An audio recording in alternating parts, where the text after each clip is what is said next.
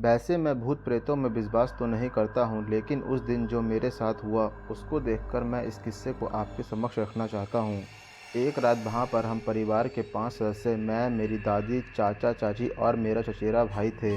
मैं सोफे पर सो रहा था और दादी से बातें कर रहा था, और चाचा चाची और मेरा चचेरा भाई ऊपरी माले पर बने रूम में सो रहे थे। रात के 10:30 बज रहे थे, तभी मैंने अचानक देखा कि किसी ने गैलरी की बिजली बंद कर दी।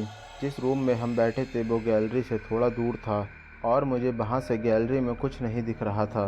यह पक्का करने के लिए मैंने अपने चचेरे भाई आकाश को आवाज़ दी, और दूसरी तरफ से मुझे हाँ की आवाज़ सुनाई दी।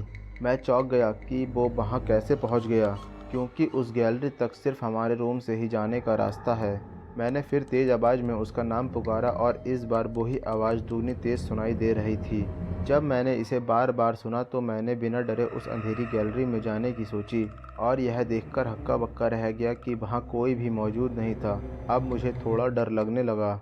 मैं जल्दी से वहाँ से भागा और मेरे कमरे से होते हुए आकाश के कमरे में गया, और देखा कि वो तो सो रहा था।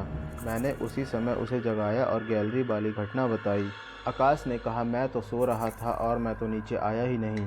मैं यह सब सुनकर डर गया कि यह सब कैसे हो गया, क्योंकि कोई भी चोर हमारे कमरे में घुसे बिना गैलरी तक नहीं पहुंच सकता। मैंने सोचा ये सब सिर्फ मेरे साथ ही हुआ, लेकिन अगले दिन चाचा ने बताया कि उन्हें भी आवाज़ें सुनाई देती हैं, लेकिन वो ध्यान नहीं देते। कुछ महीनों बाद उन्होंने वो घर बेचकर दूसरा नया घर ले लिया।